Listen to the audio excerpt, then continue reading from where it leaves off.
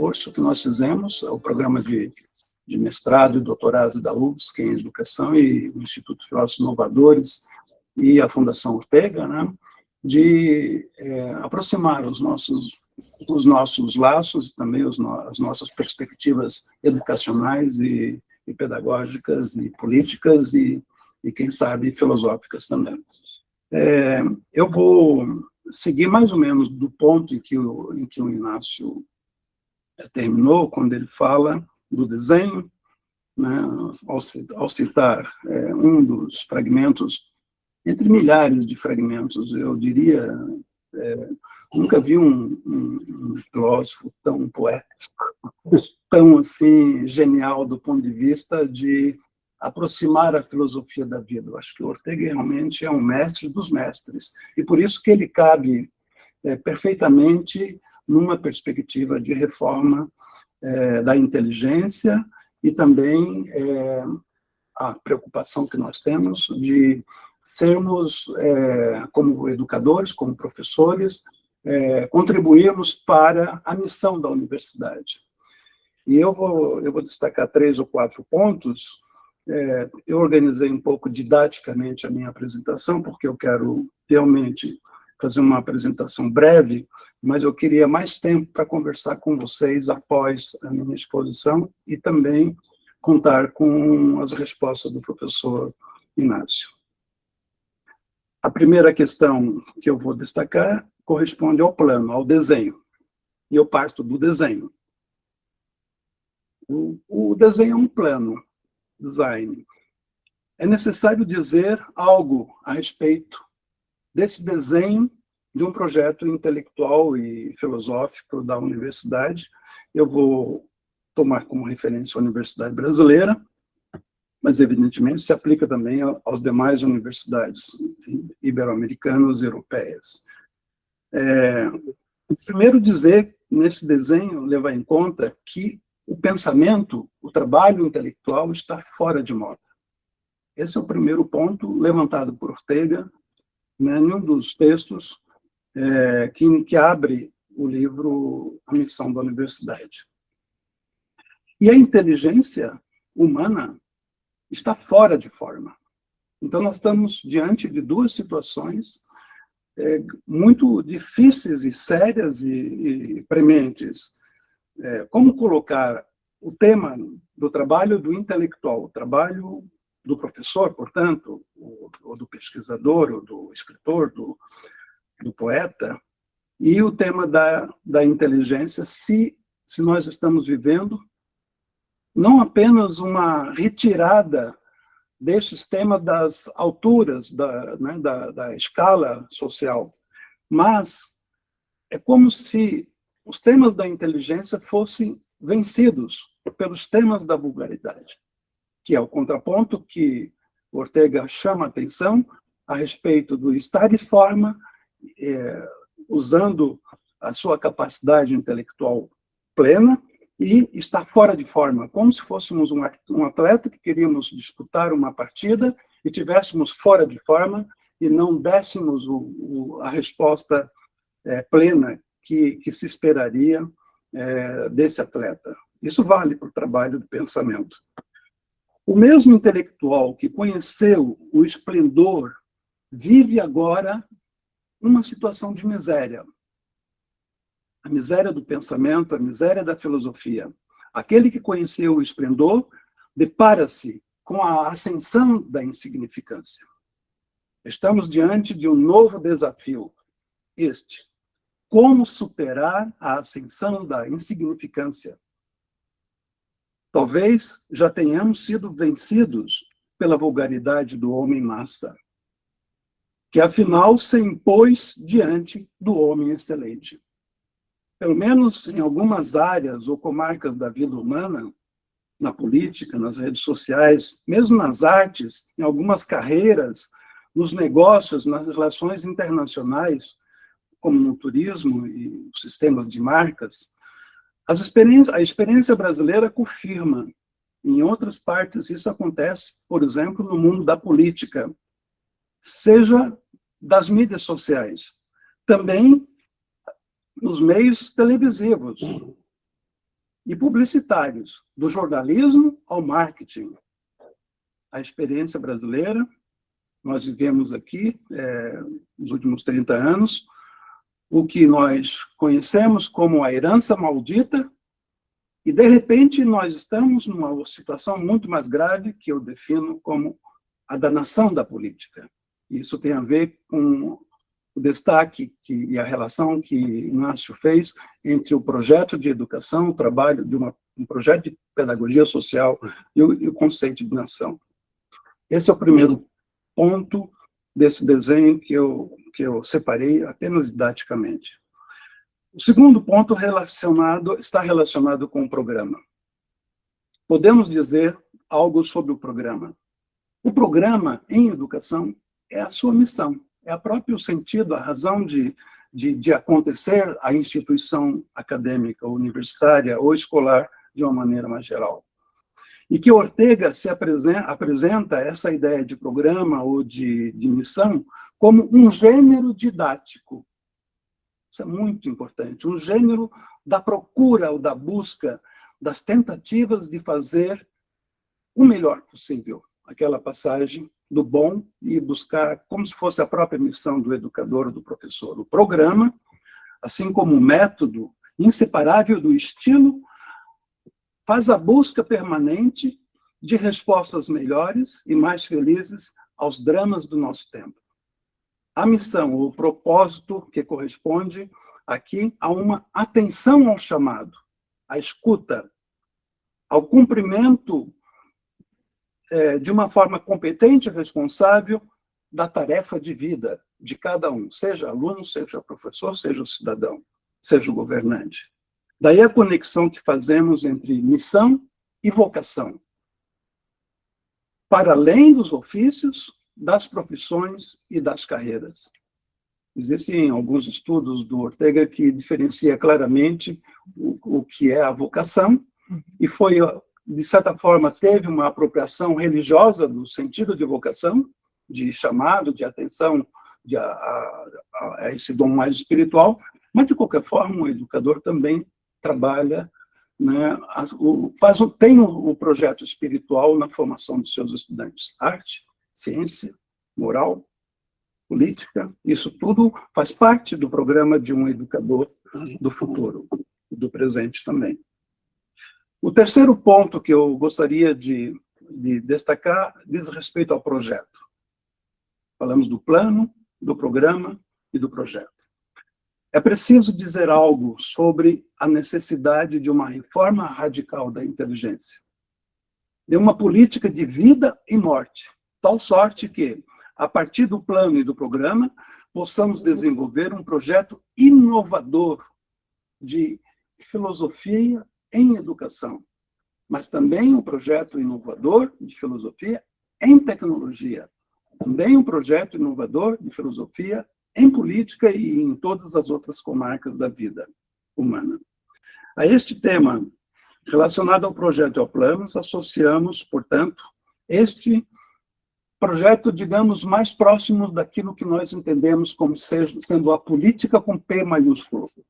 O projeto que, na terceira parte da frase lapidar da obra do orteguiano, sou eu e a minha circunstância, se não salvo a mim, não salvo as circunstâncias em que eu vivo, essa dimensão política, né, do sentido de salvação, como um heroísmo de si mesmo, não o heroísmo dos outros ou das ficções, mas a pessoa como um herói de si mesmo, um salvador de si e de suas circunstâncias. Esse é o programa de vida. Essa dimensão moral e ética que o pensamento educacional de Ortega destaca. É um programa de salvação como superação, que passa, e olha bem o que Ortega destaca, um imperativo ético da autenticidade. A superação tem a ver com esse imperativo ético da autenticidade. Existe uma definição muito interessante, não vou ler agora, mas eu posso retomar depois, sobre o sentido de autenticidade.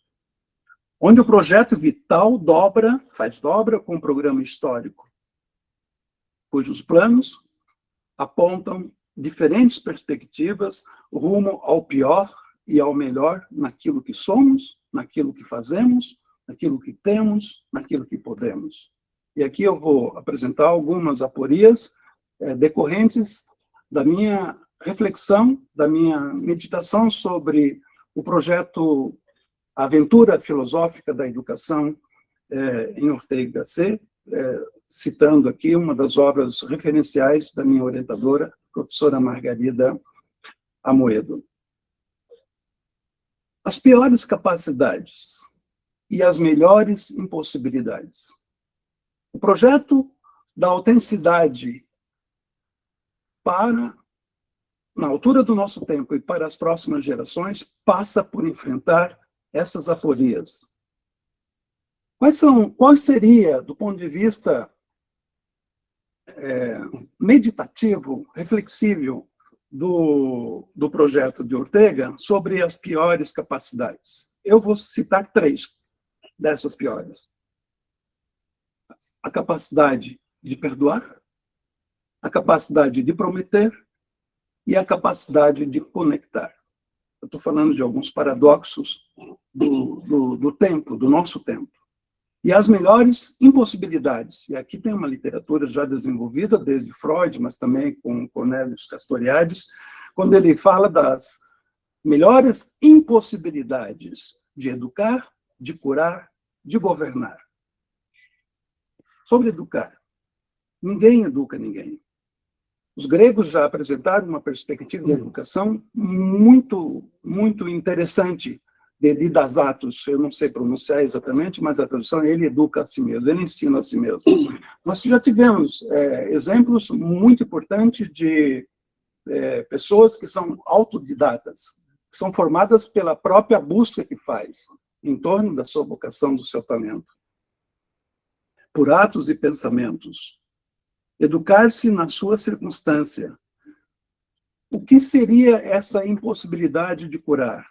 Ora, o paciente não é curado, ele participa do processo de cura e de autocura. E quanto à incapacidade de governar, né, decorre desse colapso da representação e da perda de autoridade. Ou seja, a capacidade de mando foi abalada. O mando é diferente de imposição, de relação de força, no sentido do autoritarismo, própria da característica das ditaduras. E as nossas piores capacidades de perdoar, de prometer, de se conectar. O que podemos chamar de uma aporia, esse conjunto de aporias do destino, entre o amor mundi e o amor fati, ou seja, o amor ao destino. Nós resolvemos muito mal os temas do perdão, pois, sob o domínio do ressentimento e da inveja, e a inveja é o nosso parente mais próximo, somos tomados pela vergonha, pelo envelhecimento e pela aristofobia, o medo dos melhores, do excelente. E isso gera, esse medo, esse conjunto de sentimentos, digamos, negativos, gera uma situação de insegurança e de incompreensão e de intolerância. E aí me faz lembrar o tema da meritocracia, né? E a meritocracia, que em alguns campos da filosofia e da educação não é bem entendida, assim como o próprio tema aristocracia, porque a Revolução Burguesa, ela, de certa forma, não substituiu o valor da dignidade humana, nem da nobreza, nem do respeito. Quer dizer, esses sentimentos, esses valores que são muito essenciais em qualquer projeto de educação, eles continuam válidos. A meritocracia é fruto do esforço da vida, mas também existe o oposto disso, que é esse medo, por exemplo, de se conectar, de compartilhar, o medo sobretudo, de amar com alegria plena. O que é amar com alegria plena? É desejar a perfeição do amado ou da amada. Esse sentimento e o sentido de amor em Ortega y Gasset. Enfim, algumas palavras sobre a plataforma. Seria o quarto momento dessa exposição, que nos leva a pensar e a propor uma instituição ou a instituição de uma nova hierarquia, do possível ao impossível. Chamarei essa nova hierarquia de uma filosofia feita em casa. Nós pensamos muito a educação fora de casa e transferimos muito das responsabilidades da educação dos nossos filhos e jovens para a escola, para o professor. Uma filosofia feita em casa implica em 4 mudanças no nosso trabalho de formação para a vida, de formação intelectual, de formação para a carreira, etc., formação do humano. Ou seja, de um lado, implica uma nova distribuição de valores e de deveres humanos, uma nova distribuição de riquezas, de forças, de afetos e uma nova distribuição de chances. A questão da chance, que é o tema do meu trabalho doutoral, ela é apresentada a partir de 2 fundamentos. Uma teoria da pessoa em Ortega y Gasset, né? Porque a pessoa, de certa forma, é a conquista do humano, verdadeiramente humano, no sentido, todos nós desejamos formar e ter filhos, pessoas, e sermos mesmo nós pessoas. A passagem do indivíduo para a pessoa. Qual é a diferença que Maria Zambrano acentua entre pessoa e indivíduo? A pessoa lida com as questões íntimas, lida consigo mesmo. Isso é o projeto de uma pessoa, de um programa vital, enquanto o indivíduo está sujeito às regras da sociedade, aos usos sociais. Essa nova distribuição de riquezas, e aí eu não vou poder destacar, mas a riqueza aqui em Ortega, ela não é associada à economia ou às questões financeiras, mas uma dimensão da riqueza muito mais ampla, para uma nova distribuição. A riqueza da vida, a riqueza dos conhecimentos, a riqueza dos gestos humanos, das trocas, a riqueza que existe entre as pessoas em culturas diferentes, quando há uma sintonia, quando há uma sincera conexão entre essas pessoas.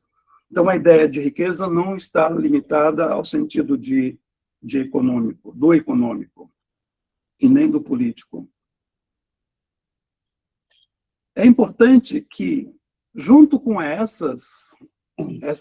esse programa de uma nova hierarquia, uma nova distribuição de forças, de riquezas, de afetos e de deveres,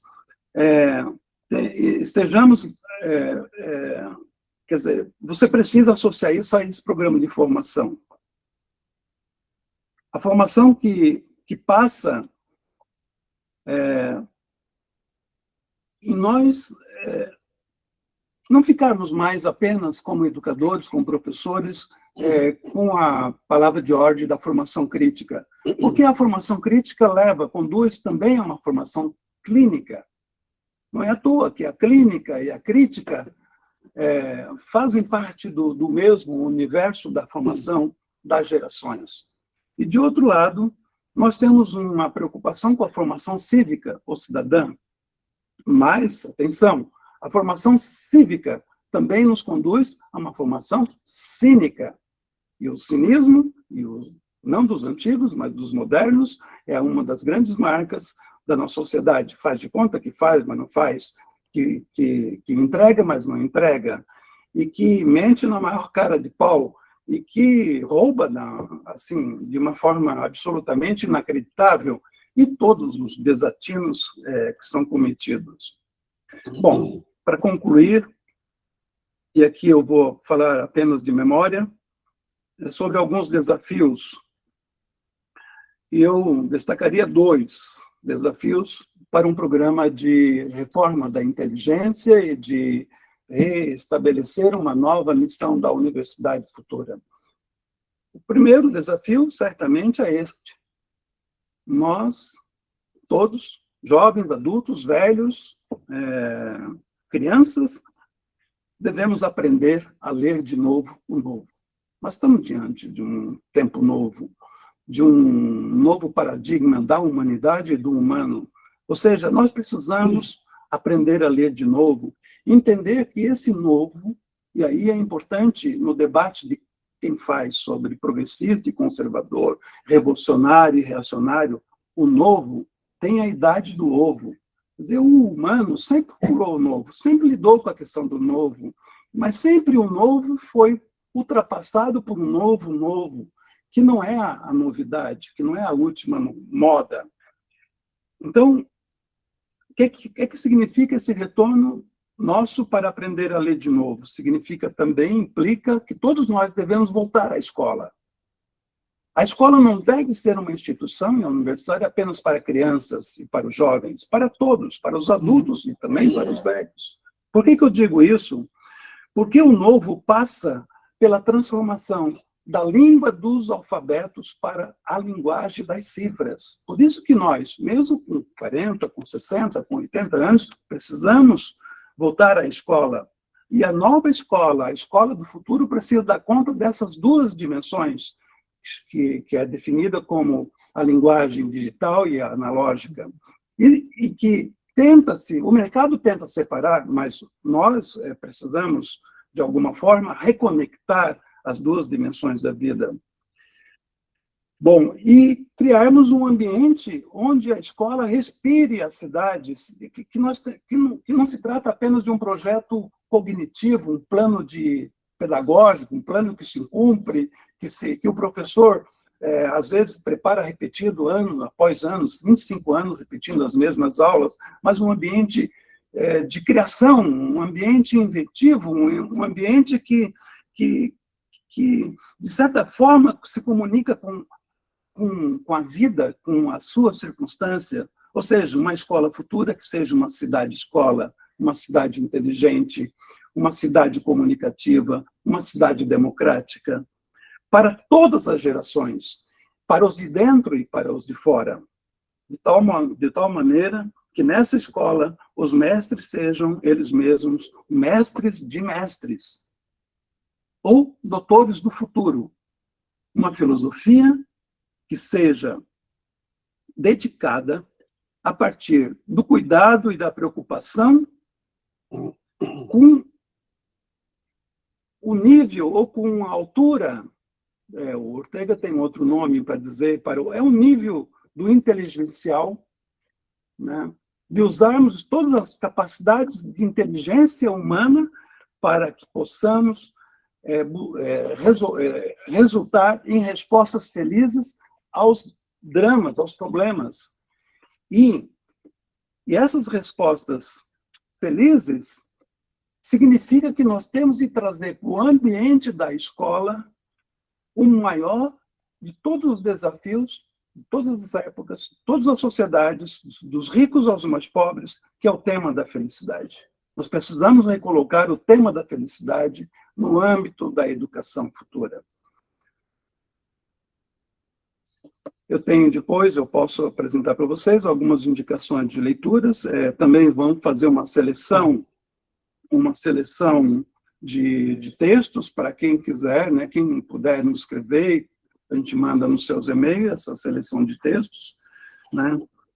E isso esse desenho, esse plano, esse projeto, esse programa, essa plataforma que nos chamou a atenção para pensar o Ortega na sua plenitude intelectual, como Ortega inovador, que ele foi, como empreendedor cultural, ele viveu a vida criando e fazendo coisas no sentido da empresa, da vida, de elevar a qualidade de vida, e o Ortega educador.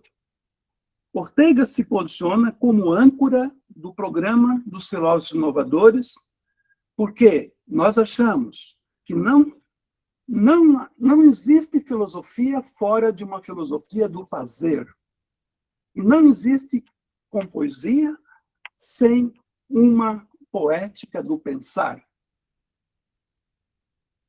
O filósofo do fazer, ou o filósofo inovador, e o poeta do pensar, ou poeta educador, fazem parte do mesmo plano, da mesma perspectiva de uma inteligência futura, onde nós pudéssemos, a começar por hoje, né, à luz dessa nossa reflexão, esse nosso programa, perguntar: e se os filósofos fossem inovadores?